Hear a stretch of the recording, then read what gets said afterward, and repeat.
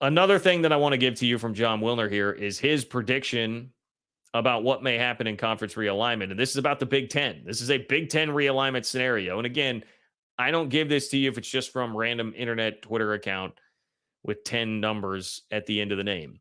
Jon Wilner is somebody I definitely respect, so I listen when he drops something like this. And this was a piece of his mailbag, and this is a realignment scenario that could be on down the line.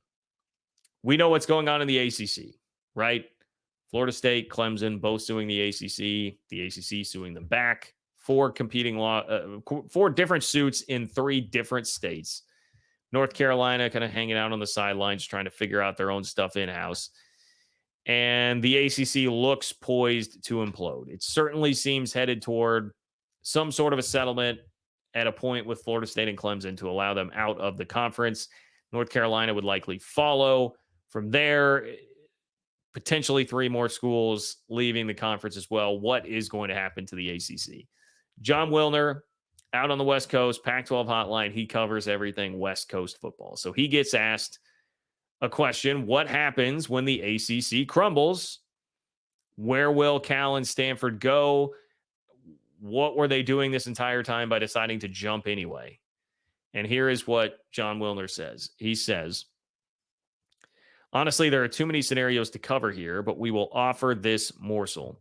If the ACC crumbles, Cal and Stanford undoubtedly will attempt to join the Big Ten and create a 6-team West Coast division that makes loads of sense for fans and athletes alike. Reforming the Pac-12 or joining the Big 12 would be secondary considerations. If they aren't already lobbying Fox, which would have to fund their move into the Big Ten, they should start immediately. So I will add that's Wilner saying if they aren't already lobbying Fox, they should start immediately. That would tell me he doesn't have like concrete info that is happening, but he is putting out there that like Cal and Stanford's move at that point would be to try and fall up. I mean, that's the crazy thing about this scenario. That would be Cal and Stanford like failing upward. Hey, the Pac-12 failed. The Big Ten didn't really want us. They took Oregon and Washington instead. So let's go to the ACC, do this thing that makes absolutely no sense in a conference that's already falling apart. And the teams that want to leave were trying to keep us out of the league anyway. They're furious that we're here. But yet we're still going to try and ramrod this thing through. We're gonna take our chances in this conference for a little while. And then once it implodes, maybe then the Big Ten will be ready to take us in. Maybe then the Big Ten will be ready to take in mighty Cal football and whatever Stanford is these days as a football product. At least Stanford, I have a little more familiarity with because of that Colorado game last year, right? They went and beat Colorado in thrilling fashion. So I've got that. Cal, I legitimately don't know if Cal has played a football game in 10 years. You could tell me that they haven't, and if a college football program falls in the woods and no one's around to see it, did it actually fall? That's where we're at with Cal football here.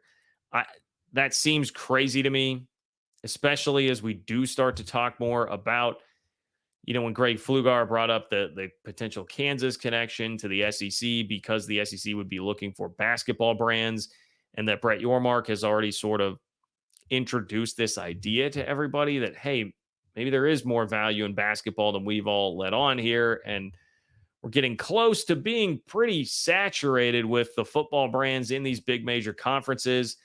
And with the USC fans of the world already complaining about getting like 7th billing in the Big Ten, you're going to have more programs that are looking around in a couple of years like, hey, do we really need to be inviting like more good football teams and brands into this conference? It's already pretty freaking hard enough.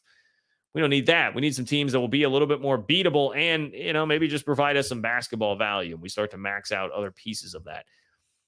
That would seem to tell me that like Cal and Stanford just would still not be that attractive. I mean, the attractive part of Cal and Stanford is everything that was like the old school way of thinking about realignment. I don't mean this as like an attack because I think a lot of this was pretty well thought out. And obviously there were really good PowerPoints and data early on in this, but it's kind of like the Tony Altamore like theory on realignment, right? That like you don't want to upset all these academic connections that you have. And like, it's like academics and Olympic sports. That's what you get with Cal and Stanford. I don't think that has the value that like a big basketball brand like a Kansas would, like in the SEC scenario that was laid out there by Greg. That's different. That to me has much more tangible value than just getting the like academic prestige and making your presidents happy by going and taking a Cal and Stanford. That being said, right, that's my logic. Jon Wilner is saying this from an informed perspective. Okay, so that's why I bring it to you, because I would trust that is something that he has likely heard. If he's going to write it like that, like that's where Cal and Stanford's head would be at. And I suppose honestly, like, don't hate the player, hate the game kind of a thing. If they're gonna shoot their shot, you might as well shoot or shoot. If the ACC implodes, we'll try to go back to somebody that we at least know. Like, I think they probably feel like the Big Ten at least has some sentimental attachment to Cal and Stanford there because of everything I just outlined. It may not be the reality, but there's probably some sentimental attachment. Like, it kind of feels to me like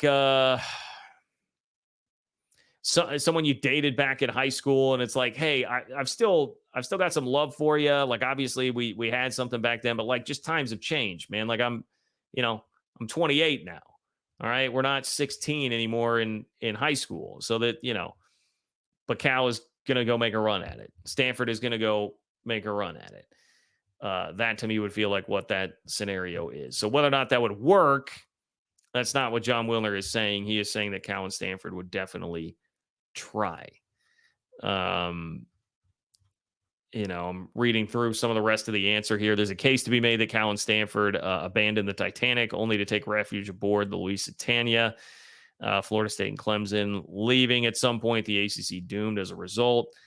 Would the remaining ACC schools seek to merge with the Big 12? Could they create their own league? Could they somehow join forces with the Big East in basketball? Or might the dissolution of the ACC spark a breakup of the power conference structure and lead to the formation of a super league? All of those things I do think are things that could be explored or could happen.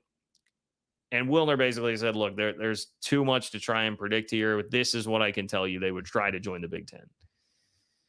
I think he's right about the scenarios. Like, it's too hard to try and pinpoint where things would be at when that would happen, as opposed in terms of how everything could go here.